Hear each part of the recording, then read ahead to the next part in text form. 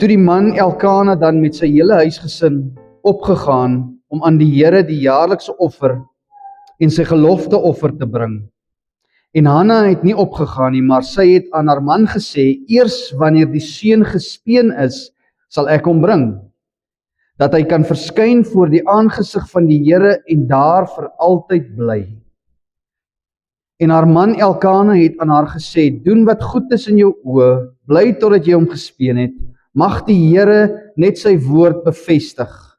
Die vrou het toe gebly en haar seun gesoog totdat sy hom gespeen het, en sodra sy hom gespeen het, het sy hom met haar saamgebring met 3 bulle en 'n efa meel en 'n sak wyn, en sy het hom gebring in die huis van die Here in Silo, en die seun was nog jonk, en hulle het die bul geslag en die seun by Eli gebring, en sy het gesê, ag my Heer, so waar as u siel leef, my Heer, ek is die vrou wat hier by u gestaan het, om tot die Here te bid. Om hierdie seun het ek gebid, en die Here het my bede aan my gegee, wat ek van hom gebid het. So staan ek hom dan ook af aan die Here, al die dae wat hy leef. Hy is aan die Here afgestaan, en hy het die Here daar aanbid. Nou waarom vier ons Moedersdag? Hoekom doen ons al hierdie moeite?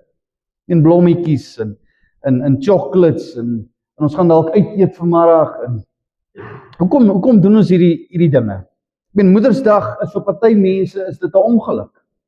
En party mense raak swanger en hulle wou nie swanger geraak het nie. Dit is nie altyd welkom nie. Vir party herinner hierdie dag dit aan hulle eie verhouding met hulle eie ma wat dalk nie goed was nie. Dalk nie 'n goeie verhouding met ma gehad nie. En vir ander is Moedersdag om die beste omstandighede is dalk nie maanskyn en rose nie. Dis nie altyd lekker om kinders groot te maak. Hulle maak jou moeg, hulle maak jou moedeloos. En dan is daar verander vir wie moederskap biologies dalk nie moontlik is nie, kan nie swanger word nie. Dit gebeur. So met al hierdie negatiewe ervarings, waarom doen ons nog enigstens moeite? Waarom roep ons moeders en ons sê vir hulle gelukkige Moedersdag? Waarom doen ons hierdie dinge? Ek sal vir jou sê hoekom.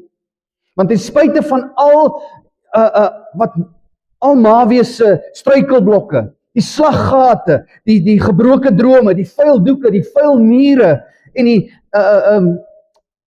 bederfde planne, is mawees 'n pragtige ideaal wat deur ons Skepper uitgedink is. Sy idee. As we wonder waar kom 'n ma vandaan, is God se idee, dis deur God beplan. Dis 'n natuurlike deel van God se plan om 'n goddelike nageslag op te rig. Malagi 2 vers 15, blaai saam met my. Ken hierdie gedeelte. Malagi 2 vers 15. En dan vra hy die vraag, het hy dan nie een mens gemaak nie, hoewel hy gees oorgehad het? En waarom die een? Hy het 'n geslag van God gesoek. Neem julle dan in ag ter wille van julle gees en wees nie ontrou aan die vrou van jou jeug nie. Waarom het hy 'n ma gemaak? Waarom het hy die huwelik gemaak? Hy het gesê, ek soek 'n goddelike nageslag. Ek soek 'n goddelike geslag. Dit is sy idee, dit is God se plan. So dit is 'n natuurlike deel. As jy vanmôre 'n ma is, of jy is nog nie 'n ma nie, jy is 'n toekomstige ma, soos Piet net gesê het, dan is dit van nature dat dit moet wees. Adam het sy vrou Eva genoem. Gewa is die woord in Hebreëus wat beteken lewensgewer. En ek quoteer hom, hy sê omdat sy moeder geword het van alles wat lewe. Hoor wat sê Adam. Wow. Paulus herinner ouer vroue om die jonger vroue te leer om godvrugtige lewens te leef met die fokus op hulle liefde vir hulle man en vir hulle kinders. Vrouens is eenvoudig gebou om moeders te wees, om te versorg, om groot te maak. Dis deel van wie jy is. En het jy geweet, moedersmelk.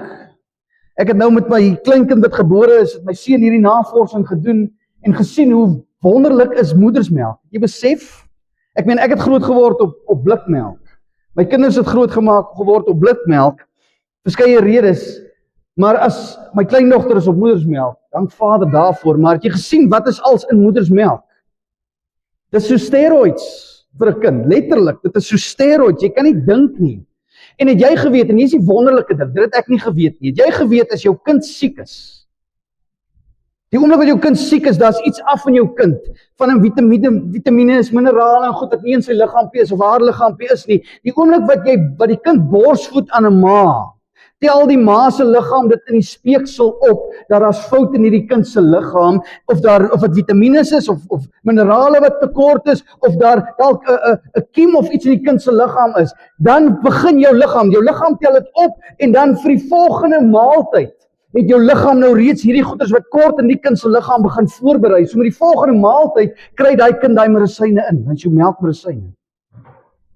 Jy's wonderlik gemaak. Dit is amazing as jy hierdie goeie sien. So jy is van nature 'n ma, God het jou so geskape. Maar terwyl ma wees 'n heilige roeping is, word 'n vrou se identiteit gedefinieer deur haar verhouding met God en nie met haar kinders. Jy's 'n ma en is deel van wie jy is, maar jou verhouding met God is die belangrikste. Godvrugtige moederskap is 'n natuurlike uitvloeisel van hierdie groeiende verhouding met jou Skepper. Dit begin daar. Nou Hanna, hierdie moeder in ons skrifgedeelte, het geleef in die laaste dae van die rigters van Israel. Julle ken die rigters? Dis die tyd wat manne so Salom, soos Samson en daai manne geleef het. Hierdie was die laaste dae daarvan.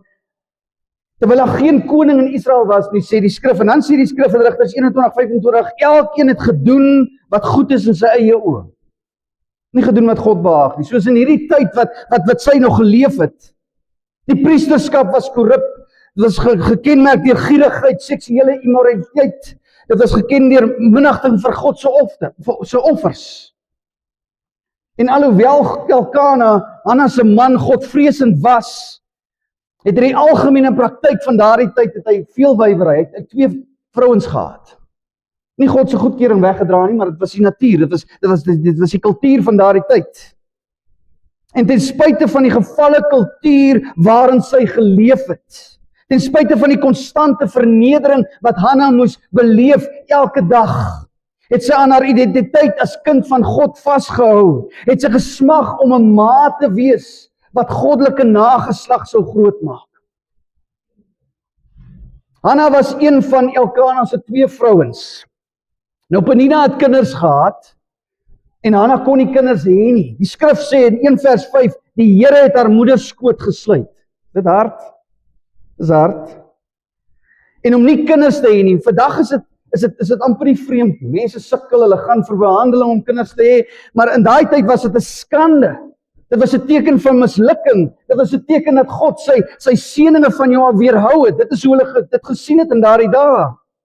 Kinders is beskou as 'n geskenk van God, as 'n erfenis, as 'n beloning. Psalm 127 vers 3 tot 5.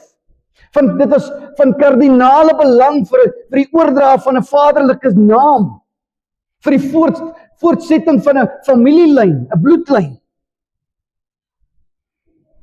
Want ons weet mos, as 'n dogter trou, dan vat sy die man se van. Daar gaan die bloedlyn. So dis belangrik gewees. So dit het gelei tot sosiale stigma. Dit het gelei tot spanning in huisgesinne. En dit was dalk die rede hoekom Elkana nog 'n vrou gevat het. Is omdat Hanna nie kon kinders hê nie. Was dalk die rede. En om kinders te hê was 'n belangrike aspek van God se belofte wat hy in die slang gegee het in die tuin van Eden. Onthou julle? Laai saam met my, Genesis 3 vers 15. Ons ken die verhaal, Eva die vrug gevat, sy het geëet, sy het vir haar man gegee wat by haar was, hulle oot opgegaan, het gesondig teen God. En dan kom God hier in vers 15 en hy gee hom hierdie belofte, en ek sal vyandskap stel tussen jou en die vrou, en tussen jou saad en haar saad. Hy sal jou die kop vermorsel, en jy sal hom aan die hakskeen, en hy sal jou aan die hakskeen byt. Wat is hierdie? Dis die eerste evangelie. Hier begin het. Christus is op pad. Nou, hy praat nie van die saad van die man nie. Sien julle daar? Want dis, ek kan 'n hele maand daaroor preek, oor hierdie gedeelte. Maar hierdie was 'n belofte van die Messias wat sou kom. Begin daar, dis belangrik, so wag vir hierdie kind, en dan vir 'n goddelike nageslag, die gedeelte wat ek net nog gelees het, dit was die doel daarvan.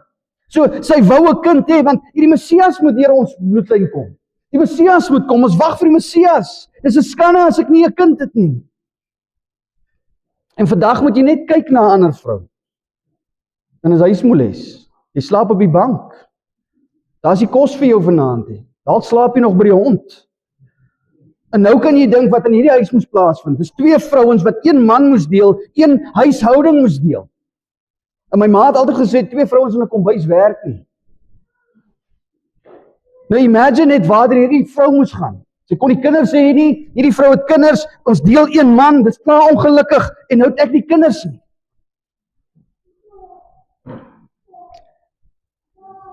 En om sake erger te maak, het Elkana vir Hanna voorgetrek. Julle sal sien as jy daai gedeelte gaan lees, elke keer wanneer hulle opgegaan het om die offers aan God te bring by die tabernakel, het hy vir Penina haar deel gegee volgens wet, dit wat sy moes kry vir haar kinders, en vir Hanna het hy 'n dubbele porsie gegee, sê die skrif. So hy was vir haar lief en hy het vir haar omgegee ten spyte van die feit dat sy nie kon kinders hê nie. Sy was die gunsteling in die huis. So nou kan jy daai gemors in daai huis moet sien. Met die gevolg is dat Penina het haar gespot. En waarom het sy haar gespot? Elke keer as hulle gegaan het om hierdie offers te bring aan die Here, het sy haar gespot omdat die Here haar moeder skoot toegesluit het, vers 6. Dis hoekom sy haar gespot het. So wat sy basies gesê het, jy is dalk geliefd by Elkana, by ons man, maar ek is geliefd by God, want ek het kinders en jy het nie. Dis hard. En dit het jaar na jaar gebeur. Elke keer as hulle opgaan, en nou, dit was nie net een fees nie, dit was feeste wat hulle hierdie jaar moes bywoon. So imagine nou, elke keer as hulle met 'n fees opgaan, dan word sy gespot, en die Here hoor nie jou gebed nie, hoekom bring jy nog offers? En ten spyte van al die hartseer en verwerping wat sy deurgegaan het, was hierdie 'n goddelike ma. Sy is nog nie 'n ma nie, maar sy het al klaar hierdie karaktereienskappe in haar, en sy het 3 goed gedoen. Nommer 1, het sy die regte verhouding met haar man gehad. Elkana was 'n godvreesende man, en hulle het jaarliks hierdie pelgrimstogte na Elim gehad, om hierdie offers te bring aan God, by die tabernakel, hulle het saam aanbid, hulle het saam offers gebring, en sy het haar man geëer. Ten spyte van die feit dat sy geweet het, ons moet nou weer gaan offer, ek gaan alweer gespot word. Dit gaan weer gespot wees, het sy haar man gerespekteer en sy het saam met hom gegaan. En hy het haar ondersteun. Blaai saam my. 1 Samuel 1 vers 8. 1 Samuel 1 vers 8.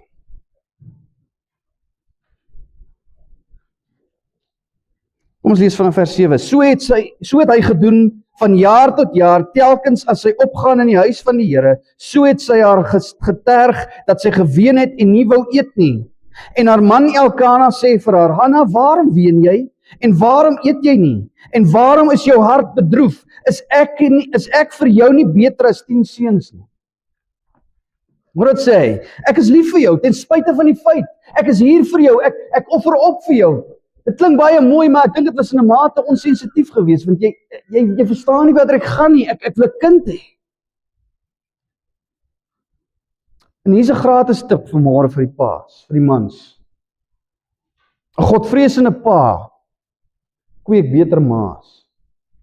Ek gaan dit weer sê, 'n godvreesende man, 'n godvreesende pa wat op sy plek is in die huis, kweek beter maas, kweek beter vrouens. Dis hoe dit werk. Die skrif sê, was haar met die woord. Gaan nie eens daar gaan nou nie. So nommer 1 het sy 'n regte verhouding gehad met haar man, en nommer 2 het sy die regte verhouding met God gehad. Ek meen, toe die probleme kom, en sy weet nie wat ek kan doen nie, sy weet nie wat sy moet doen nie, waartoe gaan sy? Sy gaan na die Here toe. Sy gaan nie na 'n man toe en nek om sy kop nie, sy gaan nie en sy maak hierdie verhouding met Penina nog erger nie, nee, sy gaan na die Here toe en sy gaan lê voor die Here. Daar is haar besoek by die tabernakel in Silo, het sy voor die Here gehuil en sy het nou stil gebed. En as jy die gedeelte gaan lees dit vanmiddag, dan gaan jy sien, sy het geprewel. Haar mond het beweeg, sê die skrif. Dit was vir haar ernstig, sy het voor die Here neergelê, sê, Here, hier is ek soek 'n kind, asseblief. Sy soek die beste van die Here, Here, ek soek 'n kind, ek soek 'n nageslag. En sy maak 'n belofte en sy sê, Here, ek gaan hom vir u gee. As u hom vir my gee, gee ek hom vir u terug. Ek sal hom aan U diens wy vir die res van sy lewe. En ten spyte van die feit dat die priester Eli waar daar gesit het, toe sy daar bid en hy sien haar mond beweeg, toe dink hy sy's dronk. Hy het haar beskuldig sy's dronk. Haar gevra, luister, die losse slaggie wyn het hy vir haar gesê, en sy sê, luister, en met respek het sy vir hom gesê, weet wat, ek is nie dronk nie, hier is my geval, dis die situasie, dis hoekom ek hier is, ek pleit net by die Here, ek soek die beste van hom, ek soek 'n nageslag, ek soek 'n kind. En hy het haar geseën en gesê, is reg, gaan. As jy daai gedeelte kyk, wat sy eintlik vir hom gesê het, is bid saam, hou aan bid vir my. En die skrif sê, as jy gaan lees daar, sê, toe sy van haar knie af opstaan, het sy gaan eet, en haar aangesig was anders. Wow! Ek meen, sy's nog nie swanger nie, daar was nog nie daai wonderwerk nie, maar haar aangesig was anders. Dit wat sy voor die Here neergelê het, sy het haarself voor die Here neergelê, en sy het by hom gelos, en gesê, Here, ek vertrou U. Dit wat aan die binnekant gebeur het, het jy op haar gesig gesien, haar aangesig was anders. Sy het haar probleme aan God te vertrou. En daar is 'n gesegde wat sê, as jy jou kinders nie leer nie, sal die wêreld dit vir jou doen. En die kultuur sal dit onbedoeld, maar meer doeltreffend as jy doen. Jy gesien waarmee sit ons kinders vandag? Ons kultuur leer hulle. Wys vir hulle wat hulle is, waar hulle vandaan kom, wat hulle moet doen, hoe hulle moet leef. Die probleem is, die wêreld gee nie om vir jou kind se siel nie. As ons nie die hardste stem in ons kinders se lewe is nie, as ons nie die hardste stem is wat vir hulle sê waar hulle waardes en hulle oortuigings en hulle karaktervorming vandaan kom nie, dan sal die sosiale media, die maats en die kulturele tendense sal dit vir ons doen. Die wêreld skreef voortdurend vir hulle dat hulle waardes en hulle prestasies moet vind in jou sport, in jou atletiek, in jou akademie, in jou voorkoms, in jou voorkeur, dit waarvan jy hou en nie hou nie. Jy vind jou identiteit daarin. So as Christenouers wil ons kinders teen hierdie invloede beskerm. Maar ons wil hulle ook probeer grootmaak om 'n bestaan in hierdie wêreld te maak en te floreer in hierdie lewe. Ons wil hulle nie so beskermd grootmaak dat die oomblik wat hulle matriek klaar maak of klaar geswat het, dat hulle nie weet wat om in hierdie wêreld te doen nie.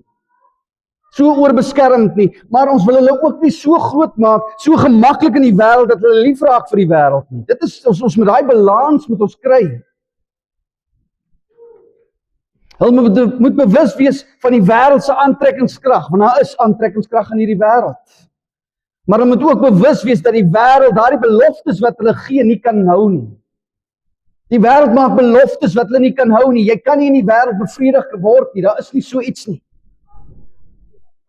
Ons moet vir hulle kan sê dat hulle identiteit, hulle vreugde en hulle hoop en hulle betekenisvolle lewe in Christus Jesus gevind word. Dit is waar hulle moet wees. Ons moet vir hulle sê dat hulle by Jesus kan wees terwyl hulle in hierdie wêreld is, maar nie van hierdie wêreld. Daar is die verskil.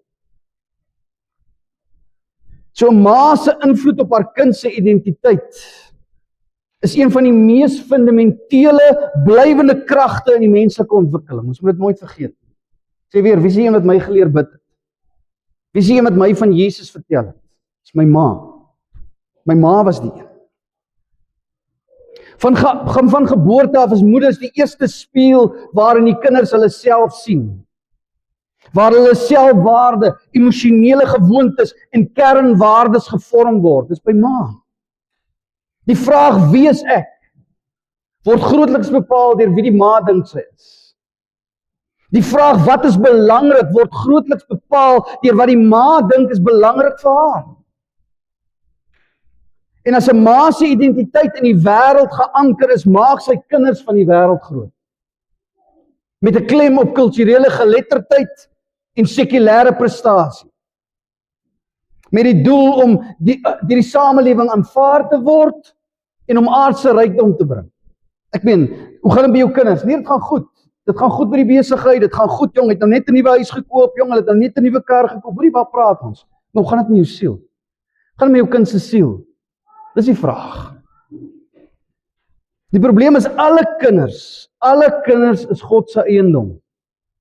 En die wêreld kan nie 'n goddelike nageslag groot maak nie. Hulle kan nie. Hulle is nie in staat nie, want hulle kan die dinge van die gees nie verstaan nie. En het jy al 'n leeu gesien? Jy het gesien ons mense maak leeu's mak. Jy het al gesien, hulle kry die welpetjie, maak gee vir 'n bottel en alles, maar het jy gesien die verskil tussen 'n makleeu en 'n leeu wat in die wild groot geword? Daar's 'n groot verskil. Nommer 1 is die leeu wat in die wild groot word, is meer lean. Hy's gespierd, hy's solid. Waar 'n dier wat 'n leeu wat deur die mense groot gemaak word, hy's vetter. Hy het nie soveel spiere nie. Maar die een wat weer eens in die natuur is, leer om te oorleef. Hy weet wat dit is om te oorleef. Hy het skerp instinkte. Hy weet hoe om gevaar te hanteer en hy leef waarvoor hy geskaap is. Hy's 'n leeu. Ek sê weer, as hierdie ouens wat met makleeu sit en jy hoor die ding ou gebyt, veral in 'n sirkus, die leeu het die ou nou gebyt. En as dit nou vreeslike nuus, regtig, is 'n leeu. Hy byt. So weer eens, dis 'n leeu in die natuur, maar nou as mense hulle groot maak, dan die spiere is swakker. Jy geweet, ek het gaan Google, hulle sê tot die kakebeen van die leeu wat deur mense groot gemaak word, verander. Die hele kakebeen verander, want hy kou nie die bene nie, want hy word hoender en sulke goed gegee, so hy kou nie daai bene nie, hy jag nie, so die gesig vervorm van die leeu verskil. Sy instinkte is afgestomp. Hy raak afhanklik van mense en hy kan nie in die natuur oorleef nie. Hulle kan hom nie vrylaat nie, hy sal doodgaan dan. Sit hom tussen wilde leeu's, hulle gaan hom doodmaak. So weer eens, daar's 'n verskil. Hy mag dalk lyk soos 'n leeu, maar hy's eintlik nie meer 'n leeu nie. En hy besef dit nie eers. Ek meen, daar's hordes video's van een ou spesifiek wat die leeu's so aangehol kom en dan rol hulle bo op hom en hulle lek hom en dit gaan net vreeslik. Maar hy's nie meer 'n leeu nie.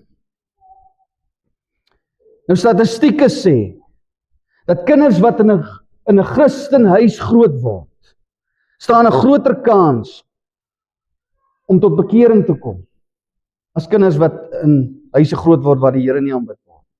Statistieke.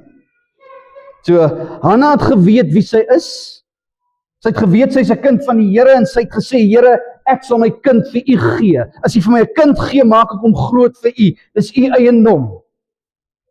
Na haar gebed in die tabernakel, soos ons net nou gesê het, toe Eli gedink het sy's dronk, en sy het gemompel daar, hierdie ernstige gebed voor die Here aangebring, en het hulle die volgende dag, net na daai gebed, wat sy opgestaan het, en sy het gesmaal, want iets het aan haar binnekant gebeur, het hulle voor hulle huis toe gaan, het hulle weer vir God gaan offer, gaan lees dit daar. En hulle is huis toe, en nie lank nadat hulle by die huis was nie, het God haar gebed beantwoord, en sy het swanger geword, en sy het geboorte gegee aan 'n seun, en ons ken almal hierdie seun se naam, sy naam is Samuel. En wat beteken Samuel?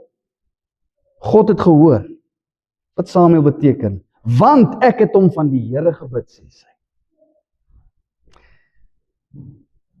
In die jaar na Samuel se geboorte, soos wat hy huisgesin se gewoonte was, het die man reggemaak, ons gaan weer na die tabernakel, ons gaan weer offer vir die Here, ons gaan weer vir die Here dankie sê vir wat hy vir ons doen en beteken, en Penina en haar kinders was reg, jy kan net vir jouself indink hoe hierdie kindertjies rondhardloop en speel, want ons gaan op reis, ons gaan vir die Here offer, en dit is chaos in hy huis, en almal is reg, en toe hy by Hanna kom, toe sê Hanna vir hom, ek en my kind gaan nêrens heen. Ek en Samuel gaan eers saam wanneer hy gereed is, wanneer hy gespeen is. Nou op die oog af kan jy dink dat sy het hierdie belofte aan God gemaak en nou wil sy begin tyd uitkoop. Sy wil dit so lank as moontlik uitrek om hierdie gelofte gehoorsaam te wees. Maar hier kom die nommer 3. Ek sê as 3 dinge wat sy gedoen het. Sy het die regte verhouding met haar man gehad, sy het die regte verhouding met God gehad, en hier het sy die regte, nommer 3, die regte verhouding met haar kind. 'n Goddelike verhouding met haar kind, nommer 3. Sy het geweet dat haar kind groot gaan word in 'n kultuur waar elkeen doen wat reg is in sy eie oë. Nou ons is in daai stadium van die rigters. Elkeen doen wat reg is in sy eie oë. Daar's nog nie 'n koning nie. Elkeen maak soos hy wil. So ek gaan my kind in hierdie wêreld moet instuur. En sy het geweet dat sy hom by Eli, hierdie hoëpriester, moet los, dat hy hoëpriester en 'n rigter van Israel was in Silo, en hy het seuns groot gemaak, wat die Bybel deugniete, nutteloos, goddeloos noem. Julle het dit gesien? Julle het sulke kinders grootgemaak, soos ek geweet, ek moet hom in hierdie wêreld invat, en ek moet hom by daai man gaan los, wat sulke kinders grootgemaak. Nou jy ken jouself as 'n ma. Dink jouself net in, jy moet dit doen. Jy het hierdie wete in jou kop, hy moet soontoe gaan, want hierdie seuns van Eli, die skrif sê, want hulle die Here nie erken nie. 1 Samuel 2 vers 12. Hierdie seuns van Eli. Hulle priesterskap was gekorrup, hulle was gierig, hulle was seksueel immoreel, en hulle het God se offers geminag.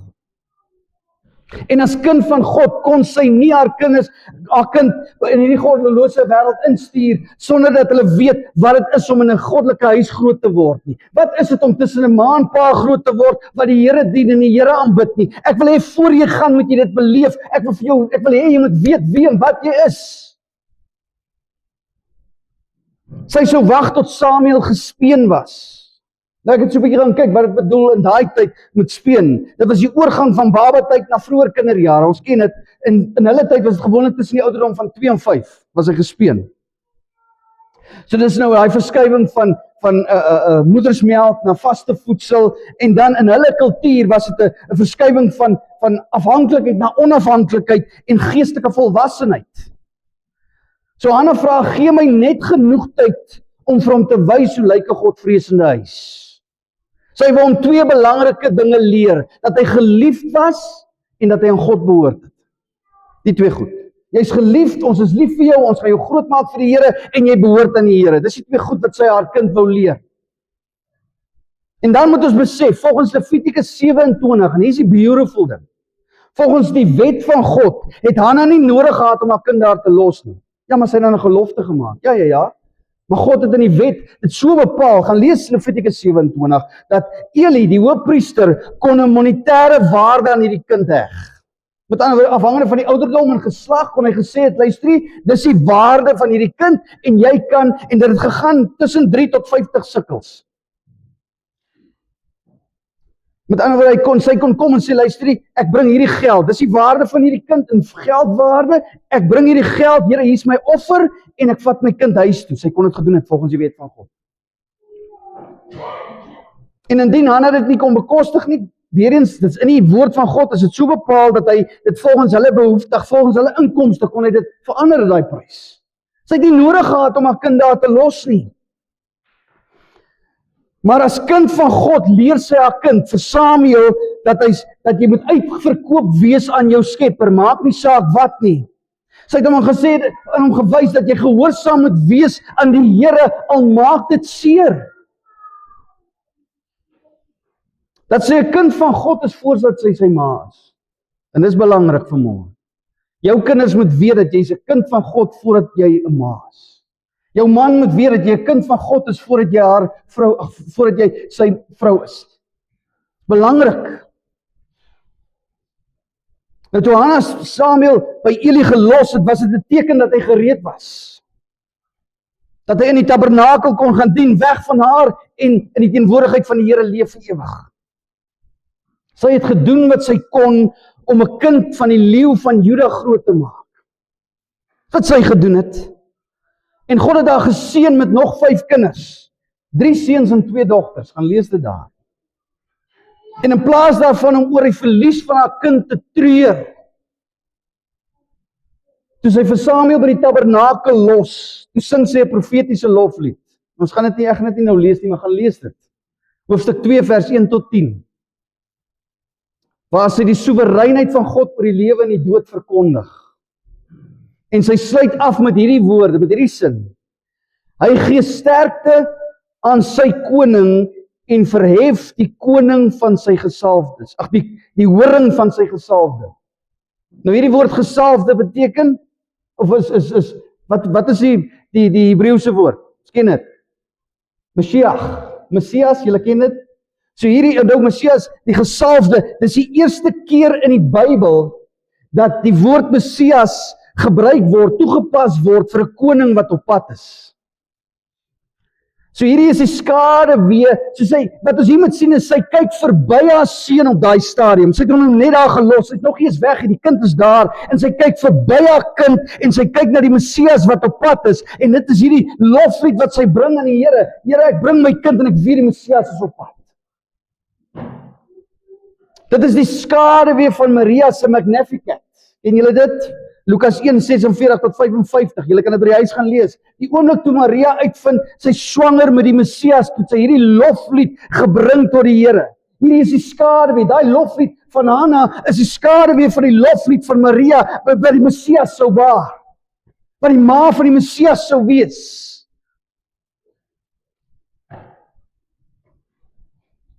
So 'n ma se identiteit in Christus Jesus geanker.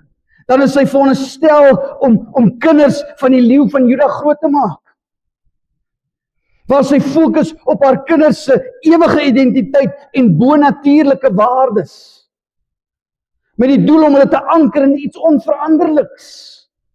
Want ons anker ons in ons rykdom, in wat mense van ons dink, hierdie goed verander alles. Maar Christus Jesus verander nie.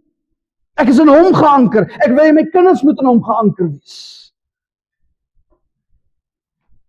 Want hy is die oorwinnende Messias en die regmatige koning. Hulle waarde is nie gekoppel aan wêreldse standaarde nie. Hulle word geleer dat hulle bywoners is in hierdie wêreld, wat aan 'n hoër gesag verantwoording moet doen. Hierdie vrouens wil kinders grootmaak wat in hierdie wêreld is en nie van hierdie wêreld nie. Hulle wil hê dat hulle kinders vaardighede moet hê om te floreer en hulle huur te kan betaal op die einde van die maand, maar dat hulle die geestelike fondasie so sal wees, dat hulle nie hulle siele sal verloor in die proses nie. Om jou kind na Christus te lei is 'n reis, dit vat tyd. Dit is nie 'n ding wat oornag gebeur nie. Dis soos ek sê, vir my kinders bid ek. Dis 'n lewenslange ding. Dit begin lank voordat hulle begin vra oor God. So moenie wag vir jou kind om belangstelling in God te begin toon nie, want dan is dit te laat. Moenie jou kinders groot maak om mak te wees in 'n donker wêreld nie. Maak hulle groot om sterk te wees in God se roeping op hulle lewens. Wat doen ons? Ek kan onthou, as jy skool toe gaan, wat leer ons gewoonlik ons kinders? Is dit of dit nou sap A was of dit nou voorskool is, dan leer jy hulle moet hulle adres kan opsê, reg? Waar bly jy? As jy so verdwaal, sal jy net vir hulle kan sê, ek bly daar, dit is my straat, dit is my nommer, en hier's ma se nommer. Laat hulle mamma kan bel as jy verdwaal. Dis normaal, ons doen dit. As jou kind dit kan opsê, jong, is hy great. Maar hoeveel te meer moet hy nie sy hemelse adres ken nie. En daar is slegs een nommer tot die Vader, en dis Jesus Christus. Daar is nie 'n ander nommer nie. Niemand kom na die Vader behalwe deur Jesus Christus. So jy moet weet, ek is 'n kind van die alleen lewende God, en ek kan net tot by hom kom deur Jesus Christus. Leer hom daai adres en leer hom daai nommer. En dan bid jy, Here, laat hy set wees for life.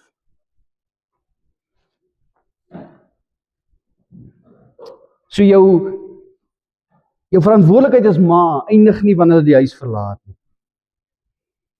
Jy gaan van 'n hands-on ma tot 'n biddende waarnemer. Jy bid nog vir jou kinders. Elke jaar wanneer Hanna se gesin na Silo toe moes gaan om hierdie offers te bring aan die Here, het sy vir Samuel 'n jas gemaak. Gaan lees dit daar. Sy het vir hom 'n jasie gemaak en dan vat sy dit saam. Soos wat hy gegroei het, hier's vir jou volgende jasie, hier's jou volgende jasie. Nou kan jy net 'n ma dink, terwyl sy daai jasie maak, die trane loop en sy verlang na haar kind. Wat sy verbid, Here, soos wat ek hierdie jasie maak, as hy hierdie jasie oor sy skouers trek, Here, trek U self oor sy skouers, Vader. Beskerm hierdie kind van my. Here, hy's in hierdie wêreld, hy's in daai priesterskap, daai Here wat korrup is, Here, beskerm my kind, Here. Dis wat hierdie ma gedoen het. En dan wanneer hulle by Silo kom, dan kan ek net sien hoe omhels sy haar kind en sê, hier's vir jou nuwe baadjie. Trek hom aan. Jy's die Here se kind. Jy behoort aan hom. So haar nalatenskap van getrouheid en godsvrug het verrykende gevolge gehad in Samuel se lewe. Waai saam met my vinnig, 3 skrifgedeeltetjies. 1 Samuel 2 vers 26.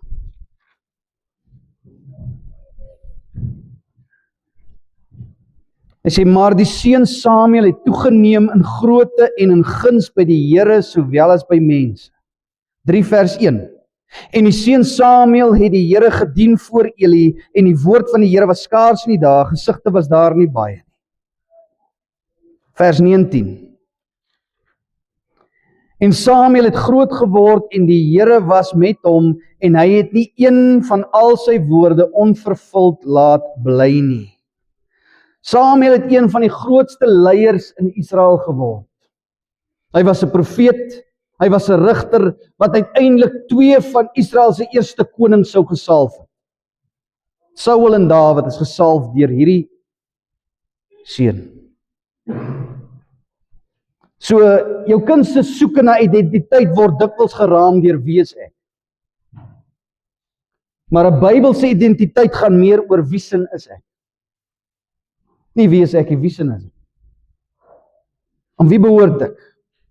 Om 'n godvrugtige ma te wees, gaan minder oor wat jy doen, en dit gaan meer oor wie se kind jy is. So jy moet hulle herinner dat hulle aan hul Skepper behoort, en dat hierdie Skepper hulle in jou maag aan mekaar geweef het, nog voordat jy daar was, dat jou dae uiteengesit was, nog voor jy daar was. Dis vir jou Skepper is my kind. En dan moet jy vir hulle sê, weet wat, ek is nie net jou ma nie, maar ek is 'n medereisiger op hierdie wêreld, wat net toevallig verder op die pad is as jy. Ons is saam kinders van God, en ons is saam op hierdie pad. Dis 'n natuurlike deel van God se plan om 'n goddelike nageslag te maak. Wys jou kinders wat dit beteken om 'n kind van God te wees. So weer eens, ek wil dit weer vir jou sê, voordat jy 'n ma is jy 'n kind van God. En laat jou kind dit sien en laat jou kind dit beleef. En ek het hier geskryf, elke ma wat haar sout werd is, het 'n bietjie van 'n leeuwyfie in haar. Sy's liefdevol en sy's wys, maar kwaai beskermend teenoor haar welpies wanneer sy gevaar aanvoel. En mag dit so wees, mag jy besef, hierdie wêreld vir jou kinders vat en vir die wêreld groot maak, vir die duisternis groot maak. En jy as kind van die Here het 'n verantwoordelikheid om leeu's groot te maak vir die leeu van die dag. Leer om die waarheid. Leer die kinders, dit is hoe 'n kind van God lewe. En dan bid jy, Here, red hierdie kind se siel. Dat hierdie saad wat ek saai sal opkom en veel vrug dra. So as ma, het jy een van die grootste invloede in jou kind se lewe. Gaan vir altyd bly. So beskerm hulle teen die wêreld en maak hulle vir die Here groot. Jy het 'n groot verantwoordelikheid. En paas, mans, ons het 'n verantwoordelikheid om hulle te ondersteun en by hulle te staan en vir hulle te bid. Want hulle het 'n groot taak. En soos dat hulle gedeelte, ek en jy ons gedeelte. So ek sê, my ma het altyd met ons gepraat en ons was balhoorig. Ons het sê vir jou, ek het my ma grys hare gegee. En as my ma het net een sê ding gehad. As ons nie wil hoor nie, dan sy gesê, onthou, julle tier is op pad. En ek gaan net by hom kla. En as hy tier ingestap het, daar het ek geweet, stap maar so lank kamer, want het gaan nou dreë na binnekant. Jy het 'n verantwoordelikheid. Ma het 'n verantwoordelikheid, sy het 'n hand op die polsslag van die kinders. As die pa instap, moet die pa kan weet, luister, die ma sal vir hom sê, luister, daar's fout met hy kind, iets is fout, ons moet gaan kyk. Die ma het daai verantwoordelikheid. En die pa het 'n ander deel, ander verantwoordelikheid. Ons het ons deel. So doen man, doen jou deel. Nie laat die vrou nog jou deel ook doen. Wees 'n voorbeeld. En wees soos Elkana, vat jou vrou kerk toe. Bring haar na die Here toe, bid vir haar. Skrif sê, was haar met die woord. Stunning, dis beautiful. Was haar met die woord. Dis jou verantwoordelikheid. Dra haar, bid vir haar, sy het 'n groot verantwoordelikheid.